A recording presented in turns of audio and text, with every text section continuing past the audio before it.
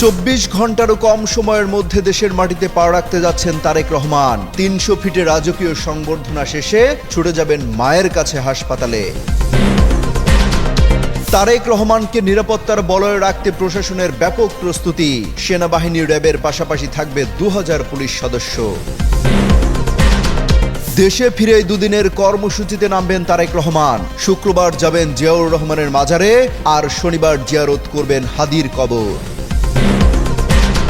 বিএনপির ভারপ্রাপ্ত চেয়ারম্যানের ফেরার খবরে প্রস্তুত হচ্ছে বগুড়ার গ্রিন এস্টেট কমপ্লেক্স। ব্যানার ফেস্টুনে ছেয়ে গেছে সড়ক, এলাকাবাসীর উচ্ছ্বাস। মামলার বেড়াজালে দেশ ছাড়তে বাধ্য হন তারেক রহমান। উন্নত চিকিৎসার জন্য পাড়ি জমান লন্ডনে। অবশেষে নিরপরাধ হয়ে 17 বছর পর ফিরছেন দেশে। অবসান হচ্ছে দীর্ঘ 17 বছরের অপেক্ষার। আর মাত্র 24 ঘন্টারও কম সময় পর দেশের মাটিতে পা রাখবেন তারেক রহমান। বিএনপির দলীয় সূত্রে জানা গেছে, লন্ডনের স্থানীয় সময় আজ সন্ধ্যা 6:15 আর বাংলাদেশ সময় রাত 12:15টায় লন্ডনের হিথ্রো বিমানবন্দর থেকে ঢাকার উদ্দেশ্যে রওনা হবেন তিনি। বিমান বাংলাদেশ এয়ারলাইন্সের BG202 ফ্লাইটে ঢাকার উদ্দেশ্যে রওনা হবেন। প্রথমে ফ্লাইটটি সিলেটের ওসমানী আন্তর্জাতিক বিমানবন্দরে যাত্রা বিরতি দেবে। সবকিছু ঠিক থাকলে বৃহস্পতিবার সকাল 11:55 ঢাকার হযরত শাহজালাল আন্তর্জাতিক বিমানবন্দরে অবতরণ করবেন বিএনপির ভারপ্রাপ্ত চেয়ারম্যান তারেক রহমানকে বহনকারী বিমান। তারেক রহমানের সঙ্গে দেশের মাটিতে ফিরবেন তার স্ত্রী জুবাইদা রহমান ও কন্যা জাইমা রহমান আর তাদের আদরের বিড়াল জেবু।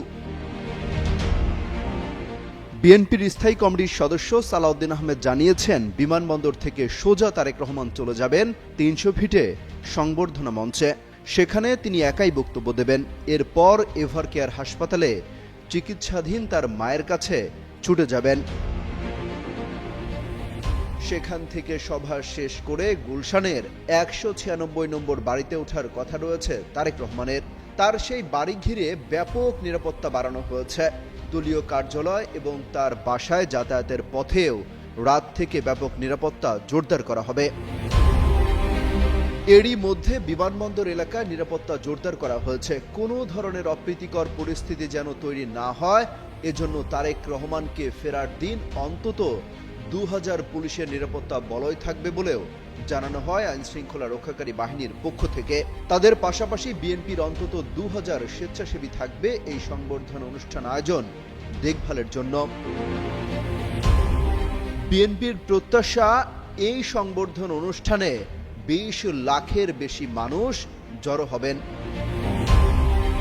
চিকিৎসার জন্য 2008 সালের 11 সেপ্টেম্বর লন্ডনের উদ্দেশ্যে পরিবারের সদস্যদের নিয়ে ঢাকা ছাড়েন তারেক রহমান। এরপর 1 মিনিটের জন্যও দেশের মাটিতে পা রাখতে পারেননি তারেক রহমান। আসন্ন নির্বাচনে বগুড়া 6 আসন থেকে নির্বাচন করবেন তিনি। অমিত হাসান রবিন, যুগান্তর নিউজ। 25 তারিখে ইনশাআল্লাহ আপনাদের দয়া আল্লাহর রহমতে আমি দেশে ফিরে যাব। বাংলাদেশ জাতীয়তাবাদী দলের ভারপ্রাপ্ত চেয়ারম্যান তারেক রহমান লন্ডন থেকে দেশে ফিরছেন বৃহস্পতিবার। দেশে ফিরে আপাতত তিনি স্পেশাল সিকিউরিটি ফোর্স সুবিধা পাচ্ছেন না। তবে তার নিরাপত্তায় কভার্ট অ্যান্ড ওভার্ট নিরাপত্তা ব্যবস্থা প্রণয়ন করেছে আইনশৃঙ্খলা রক্ষাকারী বাহিনী। রেড, ইয়েলো ও হোয়াইট এই 3 জোনে ভাগ করে সাজানো হয়েছে নিরাপত্তা ছক। ইনার কর্ডনে দায়িত্ব পালন করবেন চেয়ারপারসনের সিকিউরিটি ফোর্সের সদস্যরা। অন্যদিকে আউটার কর্ডনে থাকবে আইনশৃঙ্খলা বাহিনীর বিভিন্ন ইউনিট। তার নিরাপত্তায় পুলিশ, র্যাব ও বিজিবির পাশাপাশি মোতায়েন থাকবে সেনাবাহিনীও। খিলক্ষেতের 300 ফুট এলাকার যে স্থানে তারেক রহমানকে সংবর্ধনা দেওয়া হবে সেই স্থানটি করা হবে সুইপিং। একসঙ্গে সুইপিং করা হবে রাজধানীর এভারকেয়ার হাসপাতালও। টাই এলো ইনোভার, যেন আপনি লাইফে থাকেন রেডি প্রতিদিন। Innova, designed for now. সূত্র জানায়, তারেক রহমানের নিরাপত্তা নিশ্চিতে সরকারের উচ্চ পর্যায় থেকে সর্বোচ্চ নিরাপত্তামূলক ব্যবস্থা নেওয়ার জন্য এর মধ্যে বেশ কয়েকটি বৈঠক হয়েছে। বৈঠক করেছে আইনশৃঙ্খলা রক্ষাকারী বাহিনীর বিভিন্ন ইউনিট এবং সিএসএফ। মঙ্গলবারও ঢাকার মেট্রোপলিটন পুলিশ এবং বিএনপির পক্ষ থেকে নিরাপত্তা সংক্রান্ত একাধিক সমন্বয় সভা অনুষ্ঠিত হয়েছে। রেড জোনে যারা প্রবেশের সুযোগ পাবেন তাদের বিশেষ সিকিউরিটি কার্ড দেওয়া হচ্ছে। ওই কার্ড ছাড়া কেউ সেখানে প্রবেশ করতে পারবেন না। ইয়েলো জোনের জন্য থাকছে আলাদা কার্ড। যারা এই কার্ড পাবেন তারাই কেবল ইয়েলো জোনে যেতে পারবেন। রেড ও ইয়েলো জোনের বাইরে যে এলাকা থাকবে সেটি বিবেচিত হবে হোয়াইট জোন হিসেবে। ওই জোনে প্রবেশ করতে পারবেন সাধারণ মানুষ। তারেক রহমানের আগমনের দিন পুলিশ সহ অন্যান্য সংস্থার প্রায় 2000 সদস্য মোতায়েন থাকতে পারে। স্বরাষ্ট্র উপদেষ্টা অবসরপ্রাপ্ত লেফটেন্যান্ট জেনারেল মোহাম্মদ জাহাঙ্গীর আলম চৌধুরী সোমবার আইন শৃঙ্খলা সংক্রান্ত উপদেষ্টা পরিষদ কমিটির 18তম সভা শেষে সাংবাদিকদের বলেছিলেন, তারেক রহমানের দেশের নিরাপদ আগমন নিশ্চিত করার জন্য ইতিমধ্যে সর্বোচ্চ নিরাপত্তা ব্যবস্থা নেওয়া হয়েছে। সরকার জননিরাপত্তা বজায় রাখতে প্রতিশ্রুতিবদ্ধ। আইন প্রয়োগকারী সংস্থাগুলোকে সম্পূর্ণ সতর্ক ও সমন্বিত থাকার নির্দেশ দেওয়া হয়েছে, যাতে অনুষ্ঠানটি শান্তিপূর্ণভাবে অনুষ্ঠিত হয়। ডিএমপির অতিরিক্ত কমিশনার এস.এন. নজরুল ইসলাম বলেন, পোশাকধারী পুলিশের পাশাপাশি সাদা পোশাকে পর্যাপ্ত পুলিশ সদস্য দায়িত্ব পালন করবেন। তবে এসএসএফ সুবিধা দেওয়া হচ্ছে না তারেক রহমানকে। এছাড়া নিরাপত্তা পরিকল্পনায় হযরত শাহজালাল আন্তর্জাতিক বিমানবন্দর, সেখান থেকে এভার কেয়ার হাসপাতাল হয়ে গুলশান পর্যন্ত যাওয়ার রাস্তা এবং তার বাসভবনকে অন্তর্ভুক্ত করা হয়েছে।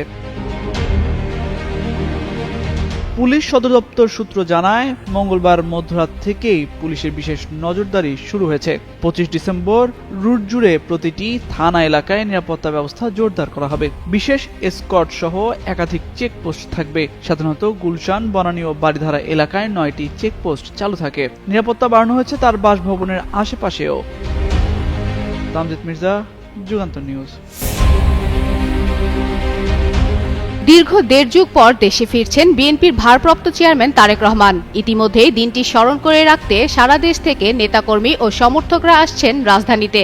একই সাথে এই প্রত্যাবর্তন ঘিরে রাখার নানা কর্মসূচি পরিকল্পনাও চূড়ান্ত করেছে দলটি। নির্বাসিত জীবনে অবসান ঘটিয়ে 25 ডিসেম্বর দেশে এসে বিমানবন্দর থেকে প্রথমে রাজধানীর পূর্বাচলে 300 ফিটের গণসংবর্ধনায় যোগ দেবেন তিনি। এ বিষয়ে দলের স্থায়ী কমিটির সদস্য সালাউদ্দিন আহমেদ বলেন, পরিবর্তিত প্রোগ্রাম হিসেবে জনদুর্ভোগ লাঘবেই 300 ফিট সড়কের সার্ভিস লেন ঘেঁষে সংক্ষিপ্ত সংবর্ধনা গ্রহণ করে সরাসরি এভার কেয়ার হাসপাতালে সিসিইউতে চিকিৎসাধীন তার মা ও সাবেক প্রধানমন্ত্রী বেগম খালেদা জিয়ার সঙ্গে দেখা করতে যাবেন। এরপর তিনি গুলশান 2-এর 196 নম্বর বাসভবনে পৌঁছে বিশ্রাম নেবেন। সংবর্ধনা অনুষ্ঠান ঘিরে মেডিকেল টিম ও 6 সজ্জার ফিল্ড হাসপাতাল থাকবে। বিমানবন্দরের যাত্রীদের জন্য হেল্প ডেস্ক রাখা হবে। ঢাকা মহানগর উত্তর ও দক্ষিণে কিছু পার্কিং স্থান ও অভ্যর্থনা কেন্দ্র নির্ধারণ করা হয়েছে। পরের দিন 26 ডিসেম্বর যাবেন সাভারের জাতীয় স্মৃতিসৌধে। সেখানে তিনি মহান মুক্তিযুদ্ধের শহীদদের প্রতি শ্রদ্ধা নিবেদন করবেন। এরপর চন্দ্রিমা উদ্যানে গিয়ে তার বাবা ও প্রয়াত রাষ্ট্রপতি জিয়াউর রহমানের মাজারে পুষ্পস্তবক অর্পণের কথা রয়েছে তার। একই দিনে দলের শীর্ষ নেতাদের সঙ্গে বৈঠক ও কিছু সংক্ষিপ্ত কর্মী সমাবেশের আয়োজন থাকতে পারে, যা দলের অভ্যন্তরীণ প্রস্তুতি ও সমন্বয় শক্তিশালী করবে বলে জানা যায়। এরপর 27 ডিসেম্বর তারেক রহমান নির্বাচন কমিশনে ভোটার হওয়ার জন্য আবেদন করবে বলে জানান বিএনপির স্থায়ী কমিটির সদস্য সালাউদ্দিন আহমেদ। এ সময় দেশে বিভিন্ন রাজনৈতিক ও সামাজিক কর্মকাণ্ডে অংশগ্রহণ এবং সমর্থকদের সঙ্গে সংযোগ স্থাপন করার সম্ভাবনাও রয়েছে। একই সাথে জুলাই আন্দোলনে আহতদের সঙ্গে দেখা করতে যাবেন পঙ্গু হাসপাতালে এবং ইনকালাব মঞ্চের নেতা ওসমান হাদির কবর জিয়ারত করতেও যাবেন তারেক রহমান। একই সঙ্গে তারেক রহমানের স্বদেশ প্রত্যাবর্তনের নিরাপত্তা ব্যবস্থা নিয়ে সরকার বিশেষ নজর রাখছে। বিমানবন্দর, গণসংবর্ধনা, স্মৃতিসৌধ এবং মাজার সফরে প্রতিটি স্থানে পুলিশ, র্যাব ও অন্যান্য নিরাপত্তা সংস্থা সরাসরি দায়িত্ব পালন করবেন। উচ্চমানের নিরাপত্তা প্রোটোকল কার্যকর রাখা হয়েছে, যাতে এ সফরটি শান্তিপূর্ণ ও সুসংগঠিতভাবে সম্পন্ন হয়। ফাতেমা ফাতেহ জান, যুগান্তর নিউজ। দীর্ঘ 17 বছর পর দেশে ফিরছেন বিএনপির ভারপ্রাপ্ত চেয়ারম্যান তারেক রহমান। তার স্বদেশ প্রত্যাবর্তন ঘিরে উজ্জীবিত নেতাকর্মীরা, দেশজুড়ে সাজ সাজ রব। তারেক রহমানের নিজ জেলা বগুড়ায় বইছে খুশির বন্যা। ব্যানার ফেস্টুনে ছেয়ে গেছে সড়ক, এমনকি বগুড়া শহরে সূত্রাপুরের একটি বাড়ির সংস্কারের কাজ চলছে। কয়েকদিন ধরে গ্রিন অ্যাসেস্ট কমপ্লেক্স নামের বাসাটিতে নতুন করে রং করা সহ ছোটখাটো সংস্কার কাজ চলছে। 15 থেকে 16 জন নির্মাণ শ্রমিক সংস্কার কাজ করছেন। রঙের কাজ শেষে এখন চলছে ধোয়া মোছা ও আসবাব সাজানোর কাজ। 1996 থেকে 1997 সাল পর্যন্ত তারেক রহমান বগুড়ায় এসে শহরে সূত্রাপুর রিয়াজ কাজী লেনে চম্পামহল নামের একটি বাসভবনে থাকতেন। পরে চম্পামহলের পাশে 4 শতক জায়গার উপর নির্মাণ করা হয় গ্রিন অ্যাসেস্ট কমপ্লেক্স। 1998 সাল থেকে বগুড়ায় এলে 4 তলা বিশিষ্ট এ বাসভবনে থাকতেন বিএনপির ভারপ্রাপ্ত চেয়ারম্যান। 2001 সালে 4 দলীয় জোট সরকার ক্ষমতায় আসার পর তারেক রহমানকে ঘিরে দিনরাতে নেতাকর্মীদের ভিড়ে সরগম থাকত বাড়িটি। তারেক রহমান লন্ডন যাওয়ার পর দীর্ঘ সময় বাড়িটি তালাবন্দী অবস্থায় ছিল। চম্পামহল এবং গ্রিন অ্যাসেস্ট নামের বাসা দুটির মালিক বিএনপির ভারপ্রাপ্ত চেয়ারম্যানের উপদেষ্টা ও বগুড়া 7 আসনের সাবেক সংসদ সদস্য হেলালুজ্জামান তালুকদার। বাসাটির সংস্কার কার্যক্রমে তিনি দেখভাল করছেন। তিনি জানান, গ্রিন অ্যাসেস্টের মালিক তারেক রহমান নিজেই। বগুড়ায় নির্বাচনী এলাকায় এসে তিনি নিজের বাড়িতে থাকবেন, এটাই স্বাভাবিক। নিজের বাসা থাকার বিষয়ে কাউকে আগে থেকে বলার প্রয়োজন নেই। তিনি এই কমপ্লেক্সে দেখভালের দায়িত্বে আছেন। এ কারণে তারেক রহমানের দেশে ফেরার খবরে সাজানো তদারকি করছেন বলেও জানান তিনি। Jinnat Ara Ritu, Jugantor news. BNP can do it. BNP can deliver. 2007 সালের মার্চ মাস সেনাবাহিনীর হস্তক্ষেপে ফখরুদ্দিন আহমেদের নেতৃত্বে তত্ত্বাবধায়ক সরকার গঠিত হওয়ার পর রাজনীতিবিদ এবং ব্যবসায়ীদের মাঝে ঘুরপাক খাচ্ছিল গ্রেপ্তার আতঙ্ক। এমন পরিস্থিতিতে 7 মার্চে গ্রেপ্তার হন তারেক রহমান। অথচ মাত্র মাস 6 আগেও প্রধানমন্ত্রীর পুত্র হিসেবে তার ছিল দোর্দণ্ড প্রতাপ। গ্রেপ্তারের পর তাকে র্যাবের বুলেটপ্রুফ জ্যাকেট এবং হেলমেট পরিয়ে তোলা হয় ঢাকার একটি আদালতে। এরপর তারেক রহমানকে জিজ্ঞাসাবাদের জন্য 10 দিনের রিমান্ডে নেওয়া হয়েছিল। সেখানে তার উপর চালানো হয় অমানসিক নির্যাতন।